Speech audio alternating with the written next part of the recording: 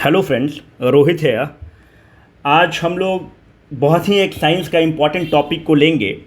वो टॉपिक है physical and the chemical change. अगर आप देखो, आप whenever you are appearing for any examination, I will suggest you कि आप हमेशा ट्रेंड को देखकर अटेम्प्ट लें, मतलब तैयारी करें। देखो, मार्केट में नंबर ऑफ क्वेश्चंस बनाने के लिए तो आप 500 क्वेश्चन बनाओगे, आपको एग्जाम में 501 नंबर का क्वेश्चन पूछ देगा, क्या करोगे? You will not be in position to answer that, right? तो अच्छा ये होगा कि हम लोग कंसेप्चुअल अंडरस्टैंडिंग को बिल्ड करते हुए पढ़े और साथ साथ हम लोग ये देखें कि ट्रेंड कहाँ से पूछ रहा है क्वेश्चन। ये बहुत महत्वपूर्ण है। अगर आप किसी टॉपिक पर हम लोगों से वीडियो बनवाना चाहते हैं तो आप इस पर बनाएंगे। और पहले वीडियो स्टार्ट करने से पहले मैं आपको सॉरी बोलना चाहता हूं कि आज हम लोग पीपीटी मॉडल से हम नहीं पढ़ा पाएंगे, क्योंकि देखो हम भी we are into the different stage of examinations. हम लोग का भी कुछ माथे पर एग्जामिनेशंस हैं, तो पीपीटी बनाने का वक्त नहीं मिला। बट ये टॉपिक बहुत महत्वपूर्ण है दोस्त, और इस पर बनाना मेरा आप लोगों से भावनात्मक संबंध है। What I want is, I want you to succeed in this examination. I don't want to see you people getting trapped in the vicious cycle of this examination, है ना? 67वीं के बाद 68वीं होगा, 68वीं के बाद 69वीं होगा। ये vicious cycle है दोस्त। Get rid of this vicious cycle as soon as possible, ठीक है? क्योंकि अगर आप बेरोजगार हैं तो उसका भी जो है ना, वो एक आप बोझ बनते जाते हैं फैमिली पर। तो गेट रीड ऑफ दिस, ठीक है? तो प्रॉब्लम है कि हमने क्यों इस टॉपिक को चुना। अगर आप अभी हरियाणा सिविल सर्विस का एग्जाम हुआ है दोस्त, I will suggest all of you to attempt this paper. अपने चैनल पर है, उसको जरूर अटेम्प्ट लो। बहुत अच्छा क्वेश्चंस हैं, you learn a lot. Haryana civil service में आप देखो कि ये क्वेश्चन पूछा गया है। ये चवन्नी भर का क्वेश्चन है। इस वीडियो के बाद आपके लिए चवन्नी भर का लगेगा। Maximum people have got this one wrong. ये हरियाणा का क्वेश्चन है, इवापोरेशन और वेपराइजेशन से है। हम लोग टेलीग्राम ग्रुप में इस पे ऑलरेडी डिस्कस किए हुए हैं, बट फिर भी इसको आज डिस्कस करेंगे। ये एक एग्जामिनेशन में इस टॉपिक से 2 क्वेश्चन है। फिर आप बोलेंगे कि सर अपना एग्जाम का कुछ दिखाओ। अभी जो सीडीपीओ वाला एग्जाम हुआ है उसमें आप देखो इस पर क्वेश्चन पूछा हुआ है ना? तो this topic is very important for our examination and will decode it like anything. कि कोई भी क्वेश्चन आए आपके लिए चवन्नी भर का सवाल रहेगा। And in the upcoming BPSC will find a question from this topic for sure. Take it from me in writing. Let us start. देखो दोस्त, अगर आप ध्यान से देखेंगे तो ये क्या है? This is cooking of vegetable. आप वेजिटेबल को कुक कर रहे हैं। ये क्या है? Conversion of milk into the curd और योगर्ट। ये क्या है? Bleaching of stains. जो दाग धब्बे हो जाते हैं, धब्बे अच्छे हैं, दाग अच्छे हैं, तो उसको स्टेन को आप साफ कर रहे हैं। This is sugar syrup. चीनी को आप पानी में मिला रहे हैं and you are creating a syrup, right? This is melting of ice. This is vaporisation of water. I am not writing anything because आज दूसरे मॉडल को फॉलो करेंगे। What I want to suggest you this is कि आप अगर मुझे आप ये बताइए कि ये पूरा जो चीज़ है ना, ये जो इधर जितना भी चीज़ है, this are the example of a chemical change. ये जितना उदाहरण आपको दिया हुआ है, this is an example of a physical change. पर कितना रटोगे यार? दुनिया में 500 प्रोसेस है, तुम कितना रट पाओगे? और कितना लगातार एग्जाम में वो पूछ रहा है। तो इसको हम लोग कंसेप्चुअली बिल्ड करते हैं मेरे दोस्त। अगर आप गांव देहात में हो, अच्छा गांव देहात छोड़ो, आप बॉयफ्रेंड हैं, इसमें ज़्यादा समझ में आएगा, और आपकी गर्लफ्रेंड है। गर्लफ्रेंड आप पे हद से ज़्यादा विश्वास करती है और आप क्या किए कि उसको चीट कर दिए। जब आप उसको चीट करते हैं और चीट करने के बाद वो आपको पकड़ लेती है और आप क्या कहते हैं? सॉरी बोलते हैं। वो आपके सॉरी को एक्सेप्ट भी कर लेती है। आप मुझे बताइए कि जो रिलेशन, जो विश्वास पहले था, क्या वो सॉरी बोलने के बाद वही विश्वास जो आंख मूंद कर आप पे विश्वास करती थी, कर पाएगी क्या? नहीं कर पाएगी। कितना भी आप सॉरी का एक्सेप्ट करा लें। गांव देहात में इसी को कहावत कहा जाता है। अगर बिहार में अगर के आप रहने वाले हैं तो लोग बोलता है कि दूध फटी तो दही बनी, है ना? अगर दूध फट गया तो दही बनेगा। दूध दही से अगर मैं आपको बोलता हूं कि 1 करोड़ रुपया देता हूं, बोलता हूं कि तुम दूध बना दो, नहीं बना पाओगे। क्यों नहीं बना पाओगे? Because this process is an irreversible process. Irreversible process का मतलब क्या हो गया? You can not go back to the original state from where you started. This is called a irreversible state. सब्जी के केस में देखो, आपने बैगन लिया, आपने बैगन का क्या किया? भरता बना दिया। अब मैं आपसे बोलता हूं कि आप भरता से हमको बैगन ला कर दे दीजिए। You can not go back to the original state. ये दाग हैं, आपने इस दाग को रिमूव कर दिया। आई विल से कि आप इस दाग को फिर से ला दो। You can not bring this back this is called as the irreversible process. कहने का मतलब है कि the chemical change is having the inherent characteristic of being a irreversible one. पहली बात ये। नाउ द क्वेश्चन इज, अब मैं आपको बोलता हूं कि भाप बन रहा है, वाष्प बन रहा है, मैं आपको बोलता हूं कि आप बताइए मुझे इस भाप को वापस ला दीजिए, आप इसको कवर कर दीजिए, लीड से ढक्कन कर दीजिए, आप इसको कंडेंस कर दीजिए, you will get back your water. It's a reversible process. मैं बोलता हूं कि चीनी और शुगर का सिरप है, आई एम सेइंग कि get back me the sugar, you can. How? जो शुगर का सिरप आपके पास बना हुआ है, you just start heating it, जैसे आप इसको हीट करना स्टार्ट करेंगे, water will evaporate and you will get back your sugar. So what this process is, you are getting back the original substance, you are getting the original substance from which it was made, hence it is a classic example of a physical change। अब देखिए, melting of the ice है। अब मैं आपसे बोलता हूं कि get me back the ice, can you get it? Of course, जो मेल्ट करके पानी बन गया है, आप उसको फिर से फ्रीज कर देंगे, you will get back the original substance, but this cannot happen in this case। आप दही से दोबारा दूध नहीं बना सकते हैं। कहने का मतलब है कि irreversible quality is a classic feature of a chemical change। Hope I made my point very clear। अब आगे देखिए, कभी कभी ये फेल कर जाएगा। आप ये देखेंगे कि in the case of a chemical change you will get a new substance, नया सब्सटेंस कुछ बनेगा। अगर बैगन है तो बैगन से आपका नया सब्सटेंस बन गया भरता, दूध से नया सब्सटेंस बन गया क्या?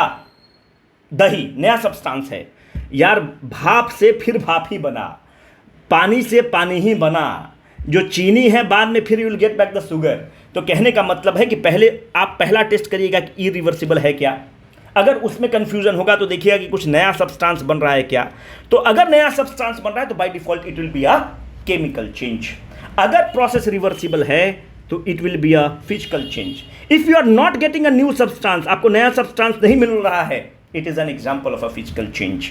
इतना से आपका पकड़ा जाएगा मामला, पर एक अपवाद यहीं पर फंस जाएगा यार।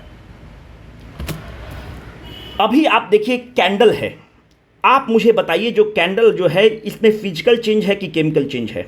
मेरे भाई, अगर जो ये वैक्स है, आप देख रहे हैं कि कैंडल जब लाइट हो रहा है तो क्या हो रहा है? वैक्स मेल्ट कर रहा है। जब वैक्स मेल्ट कर रहा है तो can I get back the wax? Of course you can get back the wax. So the melting of the wax, जो वैक्स का मेल्टिंग है, ये कौन सा चेंज है? फिजिकल चेंज है। पर ये बताइए कि यहाँ का जो वैक्स है, व्हाट इट इज बिकमिंग? जब ये कैंडल जल रहा है तो नियर टू, मैं जो वहाँ पे फ्लेम जल रहा है मैं उसके नीचे की बात कर रहा हूँ। What is happening in this process? आप इस प्रोसेस में देख रहे हैं कि जो नियर टू द वैक्स जो है, यहाँ पर wax is getting converted into what? CO2 plus heat. ये जो प्रोसेस है रिवर्सिबल है कि इरिवर्सिबल है? It is an irreversible process. No, आप ये जो वैक्स लॉस्ट हो गया, it became a new substance, it became lost. Will I get back this wax? No. पर यहां जो वैक्स मेल्ट कर रहा है, जो जमीन पर इकट्ठा हो रहा है, can I get it back? Yes, I am getting it back and I am getting it back in the original form. तो ये जो वैक्स यहां पर इकट्ठा हो रहा है, this melting of the wax is a physical change because it is a reversible process, because I am getting back the original substance. But what about this wax which is getting lost in the process of the burning? This is getting converted into new substance, that is the carbon dioxide and the heat. This process, this burning of the candle, यहाँ near to the wax वाला क्या है? It is a chemical change. It is a irreversible process. I cannot get back the substance. So what I wanted to state is that burning of the candle जो है, it is a classic example जहाँ पर physical change भी हो रहा है और chemical change भी हो रहा है। Hope I made my point very terse and clear. ये एक ऐसा चीज है जहां पे दोनों चीज हो रहा है, और एग्जाम में बस जहां पे ये चीज ऐसा होता है, अपवाद नुमा आपसे क्वेश्चन वही पूछ लेता है। पर अब आपके लिए सवाल कैसा होगा? चवन्नी भर का सवाल होगा। अब इसको फरिया लेते हैं, देखते हैं कि जो हम लोग, देखो ज्ञान नहीं लेना है, अगर ज्ञान लेना होगा तो जाकर आप JNU में पढ़ाई करना, हम लोग को एग्जाम निकालना है ना। तो सवाल बन रहा है कि नहीं, ये इंपॉर्टेंट है। अगर नहीं बन रहा है तो ज्ञान कहीं से और ले लो यार। देखो क्वेश्चन है, चवन्नी भर का सवाल हो गया आपके लिए। कह रहा है कि following are the process B involve, B क्या है? Burning of the candle. B involve both the physical and the chemical change. जिस बच्चे को ये पता है, उसको पता है कि ये स्टेटमेंट सही है, ये स्टेटमेंट सही है, तो डायरेक्टली आपको पता चल गया कि जो कैंडल का बर्निंग है वो दोनों इन्वॉल्व करता है। तो सिंपल चवन्नी भर का सवाल है। बहुत लोग गलत करेगा इसमें, अब इसमें फंसोगे, तब फंसने की जरूरत ही नहीं है। अगर आपको ये अपवाद पता है तो आप डायरेक्टली निकल देंगे, है ना। तो ये बात रही। अब थोड़ा सा देखिए, इसको हम लोग दूसरे तरीके से हमने करने की इसको कोशिश की है। अब आपको कितना पसंद आता है। देखो फिजिकल एंड केमिकल चेंज हमने खुद लिखा है। Sugar syrup I can get back, it's an example of a physical change. Melting of ice, physical change. Vaporization of water, a physical change. Just now I stated that in this case जो physical process में process reversible होता है, no नया substance will be formed, original matter can be recovered. Very true, they are correlated. Chemical change में क्या उदाहरण क्या है? Cooking of the vegetables, बिल्कुल. Formation of the curd, नया substance मिलता है, irreversible process है. Bleaching a stain, बिल्कुल, you cannot get back it again. Irreversible process का क्या कैरेक्टरिस्टिक होगा कि नया प्रोडक्ट बनेगा, दही एक नया प्रोडक्ट है, original matter can not be recovered. बैगन से स्टार्ट किए थे, बैगन तुमको दोबारा नहीं मिल पाएगा. तो this are the things through which will start. अब एक नया टॉपिक है दोस्त, सॉल्यूशन, और इससे बहुत क्वेश्चन पूछ रहा है, तो हम लोग थोड़ा सा सॉल्यूशन को आज डिकोड करते हैं और उसको हम लोग फिर ऐसे ही हम लोग उसको पहले हम समझा देंगे आपको, और उसके बाद जो है, कहाँ गया रे भाई स्लाइड,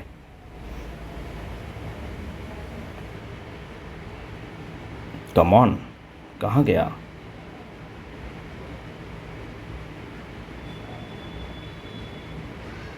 ओ मैन, ओह, इसी में तो ऐड किए थे यार. हाँ देखो, सॉरी, है ना.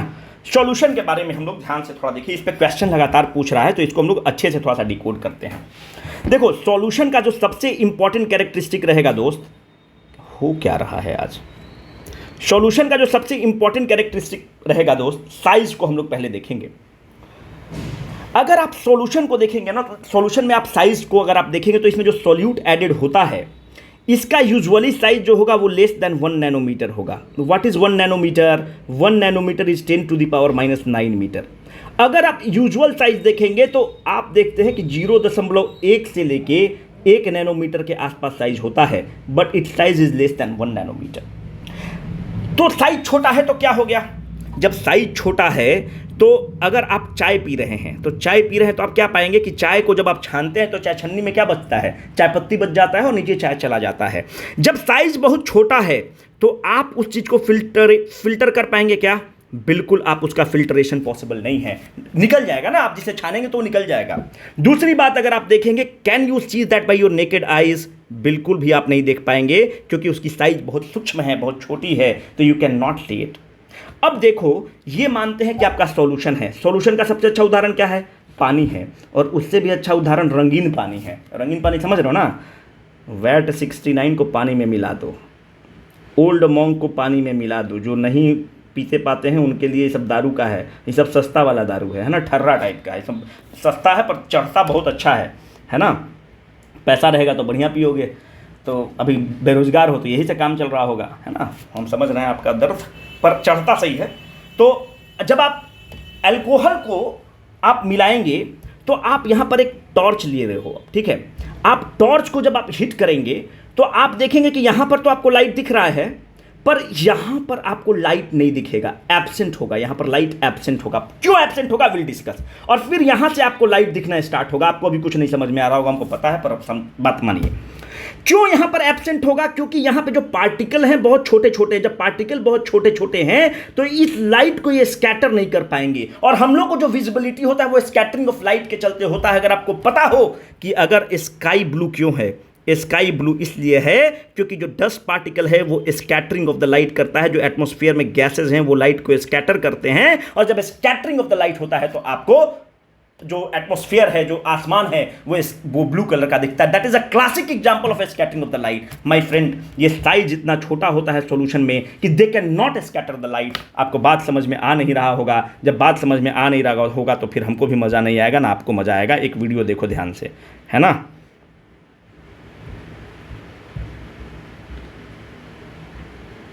कोलॉइड है.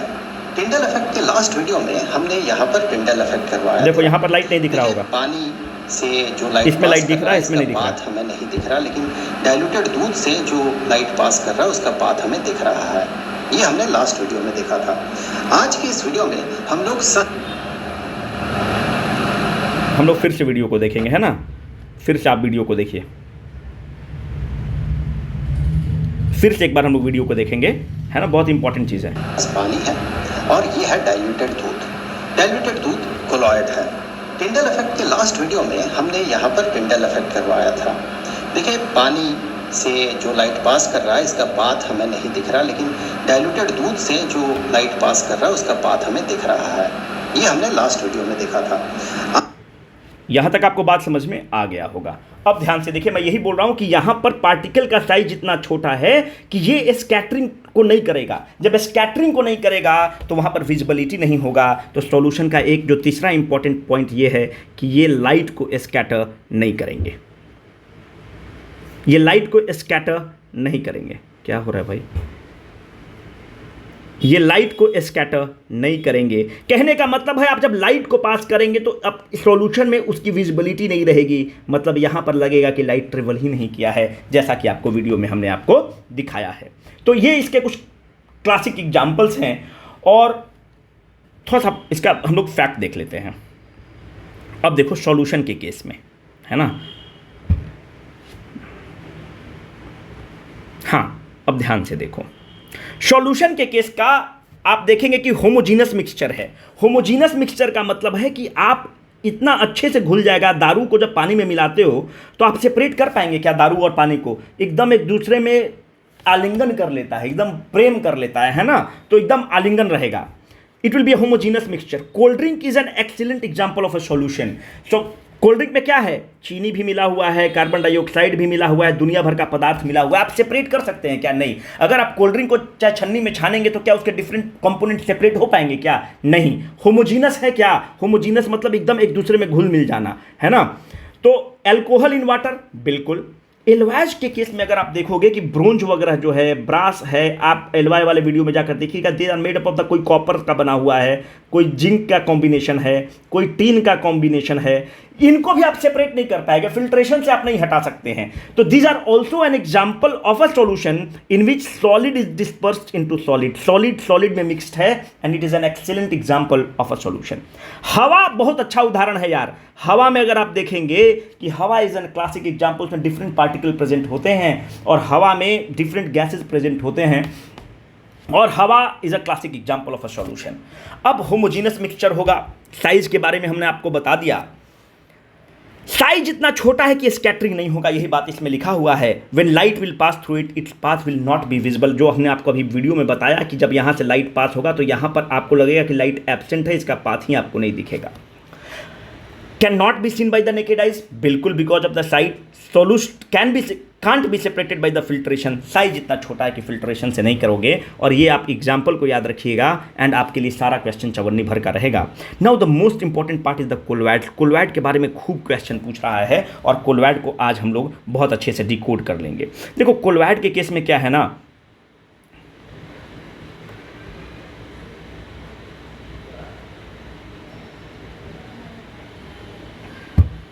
देखिए 1 नैनोमीटर बराबर कितना हुआ? 10 to the power minus 9 metre होता है। अगर मैं ये कह रहा हूं कि 1 नैनोमीटर से मामला कम है, इसका मतलब वो कैसा मिक्सचर बनेगा? सॉल्यूशन बनेगा, बिल्कुल। अगर मैं कह रहा हूं कि 10 नैनोमीटर से लेके 1000 नैनोमीटर तक का रेंज है, इसका मतलब साइज बढ़ रहा है। साइज बढ़ा ना, तो इसके रेंज का होता है, इसको आप कहते हैं कि ये कोलोइडल मिक्सचर है। मतलब पहले सॉल्यूशन के तुलना में इसका साइज बढ़ा, ये कोलोइडल मिक्सचर है। पर अभी जो CDPO का एग्जाम हुआ है, जब मैं वीडियो को रिकॉर्ड कर रहा हूं, उस समय जो आंसर की आया है, 2 बार आंसर की आता है, एक रिजल्ट के साथ आता है जो रिवाइज्ड आंसर की, उसके हिसाब से जो आंसर की BPSC ने दिया है वो मेरे हिसाब से गलत दिया है। उनका जो आंसर की है वो कह रहा है कि 10 to the power minus 7 metre से लेके 10 to the power minus 10 metre तक को आप कोलोइड कहते हैं। थोड़ा सा डिस्प्यूटेड है, let us wait for the official revised answer key. मेरे हिसाब से जो फैक्ट हैं वो 10 नैनोमीटर से 100 नैनोमीटर के आसपास जो होता है पार्टिकल, उसको आप 10 टू 1000 नैनोमीटर को आप कहते हैं कोलोइड। तो 10 नैनोमीटर मतलब कितना हो गया? 10 into 1 nanometre is equal to 10 to the power minus 9, मतलब हो गया 10 to the power of minus 8। 1000 nanometre का मतलब क्या हो गया? 1000 into 10 to the power minus 9, मतलब हो गया 10 टू द पावर माइनस 6। तो इतना मीटर होना चाहिए, इस रेंज का होना चाहिए, बाकी उसमें देखा जाएगा क्या होता है। तो हम लोग 10 से 1000 मतलब साइज बढ़ गया।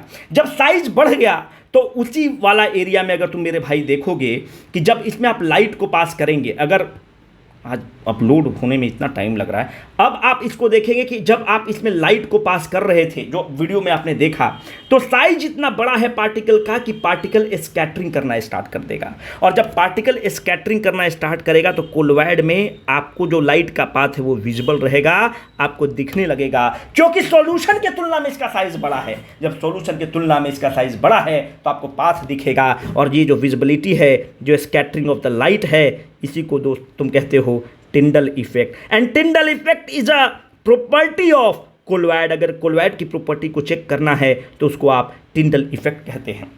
अब देखिए, एक ऐसा क्वेश्चन रहेगा जो आपको आंसर पर पहुंचाएगा। आपको एक फैक्ट रहेगा, जो शहद है, जो हनी है, honey is not a colloid. आपको देखने पे कोलॉइड लगेगा पर हनी कोलॉइड का उदाहरण नहीं है। बाकी क्या क्या उदाहरण है वो हम आपको बताएंगे।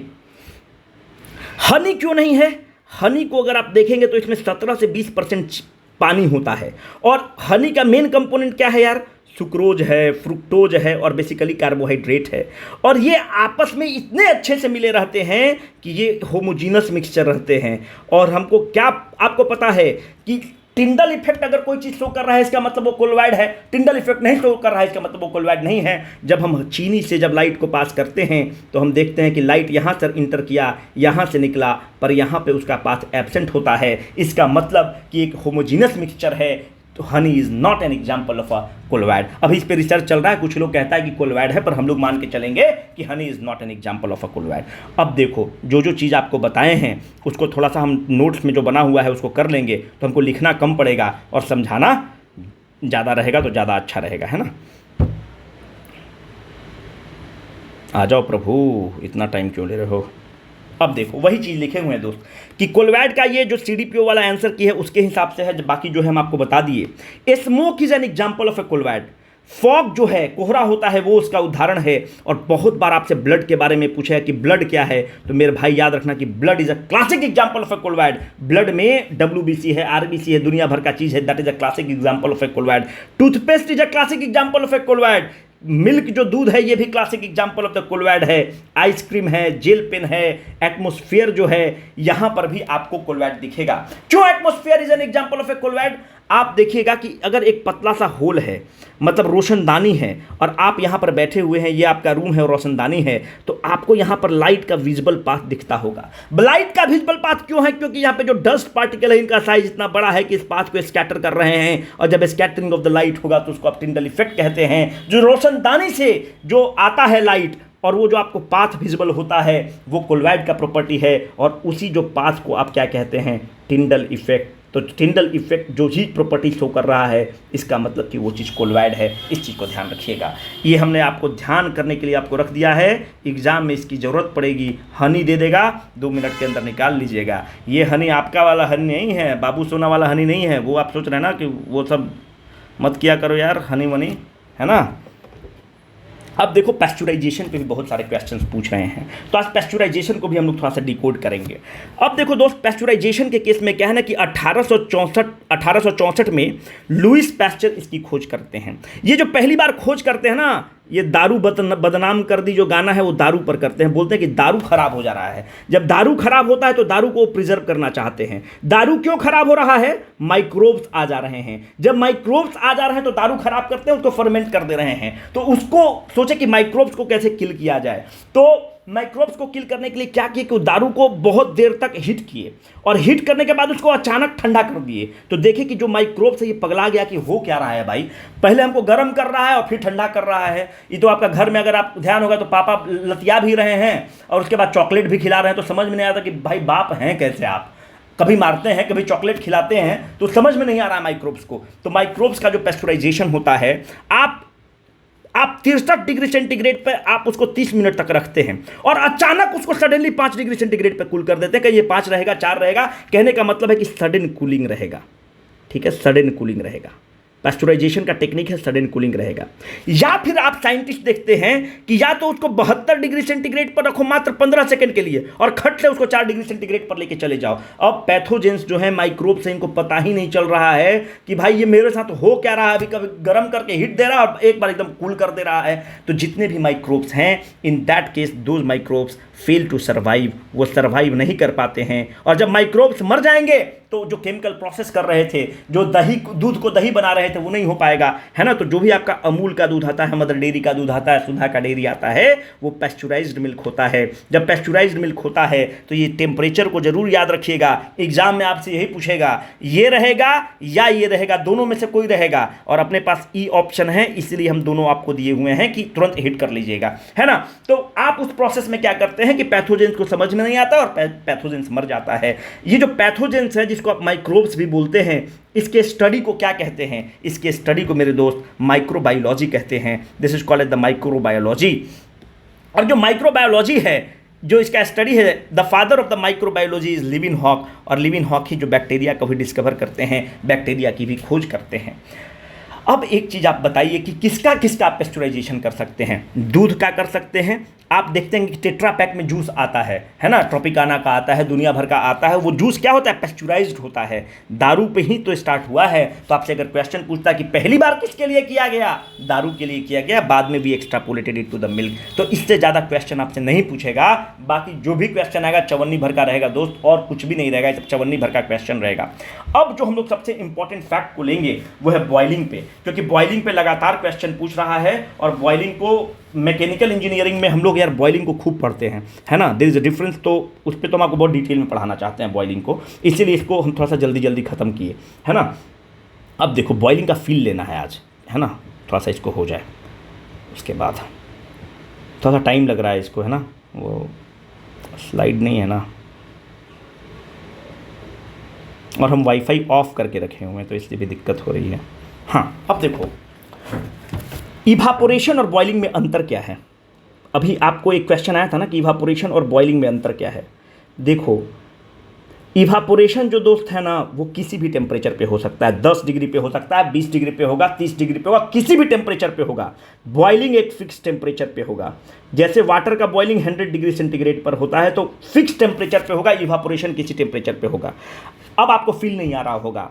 आप एक कुछ भी बर्तन रखिए और बर्तन में पानी रख के आप बाहर रख दीजिए। भाई बारिश का मौसम है, फिर भी आप देखिएगा कि 2 दिन बाद सारा पानी उड़ गया। कहाँ पानी उड़ गया भाई? पानी बॉयल कर गया क्या? पानी बॉयल नहीं कर सकता है, पानी इवापोरेट कर गया, यहाँ से इवापोरेट कर गया। कहाँ इवापोरेट कर गया? एटमॉस्फेयर में इवापोरेट कर गया। और जो पानी है ये सरफेस फिनोमेनन है, सरफेस से इवापोरेट कर रहा है, सरफेस का प्रोसेस है, सरफेस से इवापोरेट कर रहा है। पर अगर आप बॉइलिंग को देखते होंगे तो आप अगर गांव देहात के आदमी हैं जैसे कि हम हैं दोस्त, आप उसमें बोलता है कि पानी खदक रहा है। खदक रहा है मतलब गड़गड़ गड़गड़ पूरा एकदम बॉइलिंग कर रहा है। तो बॉइलिंग जो है पूरा नीचे से पानी पूरा आप देखिए कि एकदम घूमना स्टार्ट करता है। तो ये जो फिनोमेनन है इसको आप कहते हैं बल्क फिनोमेना। तो boiling is a bulk phenomena, पूरा सिस्टम इन्वॉल्व है। Evaporation is a surface phenomena, surface से इवापोरेशन हो रहा है, डिफ्यूजन हो रहा है, सरफेस से हो रहा है। देखो एक कंसेप्ट आता है वेपर प्रेशर का, पर उस पर हम लोग नहीं समझेंगे, है ना। जो बहुत टेक्निकल लोग हैं, अगर आपको दिक्कत होगा ना तो आके हमसे बात कर लेना यार। वेपर प्रेशर पे तुमको 2-4 घंटा पढ़ाएंगे, है ना। मेरा मैकेनिकल इंजीनियरिंग ऑप्शनल है, तो हम लोग बहुत टेक्निकल नहीं रहेंगे। जनरल स्टडीज़ के लिए हम लोग मोटा मोटी will talk in a layman manner, है ना। तो ये सरफेस फिनोमेना है, ये बल्क फिनोमेना है। आपने महसूस किया होगा कि पूरा खदकता है तो पूरा बॉइलिंग होता है। अब मेरे दोस्त देखो, इवापोरेशन और बॉइलिंग जो है ना, बॉइलिंग इवापोरेशन का तो बता दिए किसी भी टेम्परेचर पे होता है। इसी से आपका जो हरियाणा सिविल सर्विस में ऊपर क्वेश्चन है वो निकल जाएगा। पर मेरा ये नहीं कहना है, आप हिट कर रहे हैं। हम कह रहे हैं कि बॉइलिंग में हमने इसमें एक इम्प्यूरिटी डाल दिया, हमने इसमें शक्कर डाल दिया, चीनी डाल दिया, ठीक है, हमने चीनी को मिला दिया। तो इस पे बॉइलिंग पॉइंट पर क्या असर पड़ेगा ये बहुत इंपॉर्टेंट है। देखो पानी का स्ट्रक्चर को समझो। अगर आप पानी के स्ट्रक्चर को समझेंगे तो पानी यूं है, this is the water molecule, this bond is which type of bond? This bond is a covalent bond, covalent is a strong bond. पर मैं आपसे कह रहा हूं कि मेरे भाई ये बताओ, ये 2 पानी का मॉलिक्यूल है, ये भी एक पानी का मॉलिक्यूल है और ये भी एक पानी का मॉलिक्यूल है। What is the bond which is present between the two? The bond which is present between the two is a van der Waals force. Van der Waals force is not a strong force. Wonderwall force is a weak force. Now the question is, when you are hitting this water, what is happening? You are not breaking this bond. You are simply fracturing this bond, which is the Wonderwall force, which is a weak force. The moment you provide the heat to break this covalent bond, which is a strong force, this process is called as the hydrolysis. आप क्या कहते हैं, देखो बहुत बड़ी बात तुमको बता रहे हो, बहुत टेक्निकल बात बता रहे हैं। बॉइलिंग में क्या हो रहा है, you are not breaking the covalent bond between the water molecule. जब कोवेलेंट बॉन्ड तोड़ दोगे तो आप क्या हो जाएगा, this will become H plus plus OH minus. आप थोड़ी बोलते हैं कि H प्लस निकल रहा है बॉइलिंग में, OH माइनस निकल रहा है बॉइलिंग में, बिल्कुल आप ऐसा नहीं बोलते। आप तो सिंपल बोलते हैं कि बॉइलिंग हो रहा है, पानी ऊपर आ रहा है। You are simply breaking the bond, you are simply creating a fracture between this van der Waals force and this molecule is coming out as a vapour, nothing more than that. And the fact is you are not breaking the covalent bond in the process of the boiling. This has to be very clear and this is a very technical thing and you can go wrong, है ना। आप इस bond को नहीं तोड़ते, that breaking is called the hydrolysis। ठीक है, पहली बात तो ये समझ में आपको आ गई। अब आपने चीनी डाल दिया, हम बोल रहे हैं कि भाई पानी का वंडरवाल फोर्स करने के लिए हमको 100 जूल की जरूरत पड़ रही थी। जब आपने उसमें चीनी डाल दिया तो क्या हो रहा है, जैसे आपने चीनी डाला तो चीनी के भी तो बॉन्ड को तोड़ना होगा, तो इसमें 5 जूल ज़्यादा खपत हो रहा होगा। जब 5 जूल ज़्यादा खपत हो रहा है तो जब इम्प्यूरिटी डालने से पहले, इम्प्यूरिटी डालने के पहले 100 जूल की ज़रूरत थी, इम्प्यूरिटी डालने के बाद 105 जूल की ज़रूरत पड़ रही है। मतलब क्या ज़्यादा हीट देने की ज़रूरत पड़ रही है। जब ज़्यादा हीट देने की ज़रूरत पड़ रही है तो हीटिंग ही तो बॉइलिंग पॉइंट है, इसका मतलब कि बॉइलिंग पॉइंट बढ़ गया। As simple as that. ज़्यादा हीट दे रहे हो ना, तो ज़्यादा हीट दे रहे हो तो बॉइलिंग पॉइंट बढ़ गया। जब भी इम्प्यूरिटी डालेंगे बॉइलिंग पॉइंट बढ़ेगा, जब भी इम्प्यूरिटी डालिएगा तो फ्रीजिंग पॉइंट घटेगा। फ्रीजिंग पॉइंट मतलब क्या हो गया, पहले 0 डिग्री पर था तो घटने का मतलब क्या हो गया, -1 डिग्री हो गया कि 1 डिग्री हो गया।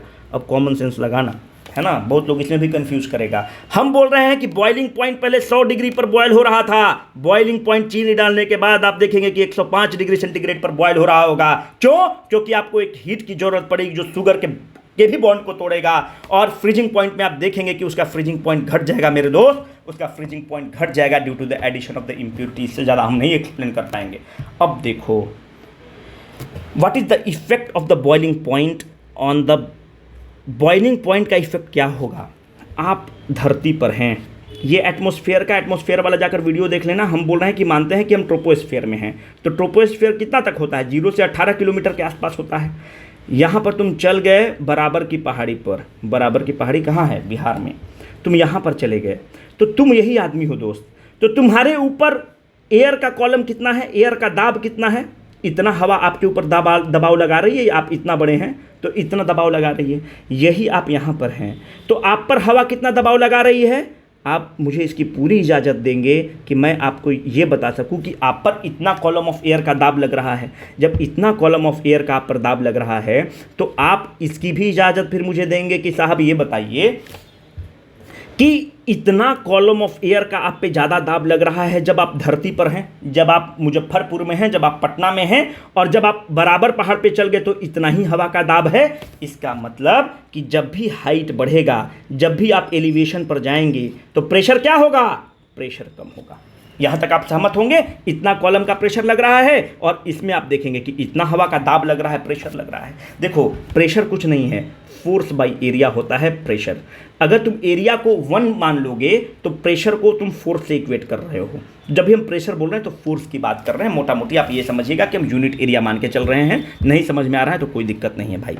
अब देखो, हम क्या बता, आपको रेडीमेड फार्मूला भी हम देंगे, है ना। अब देखो, हम मेरे भाई आपको कह रहे हैं कि बॉइलिंग क्या है, बल्क फिनोमेना है। बॉइलिंग एक बल्क फिनोमेना है। जब आप धरती पर हैं, मतलब आप पटना में हैं, तो ऊपर से हवा अपना दाब लगा रहा होगा, हवा अपना प्रेशर लगा रहा होगा। जब बॉइलिंग हो रहा है तो आप क्या कर रहे हैं, इस दाब इज इक्वल टू इस दाब के अगेंस्ट बॉइलिंग हो रहा है। कॉमन सेंस तो यही कह रहा है ना कि आप इस दरवाजा पर आप फोर्स लगा रहे हैं तो दरवाजा भी तो आप पर फोर्स लगा रहा है। तो ये जो बॉइलिंग हो रहा है किसके अगेंस्ट हो रहा है, ये जो बॉइलिंग हो रहा है मेरे दोस्त, इस फोर्स, इस दाब के अगेंस्ट हो रहा है।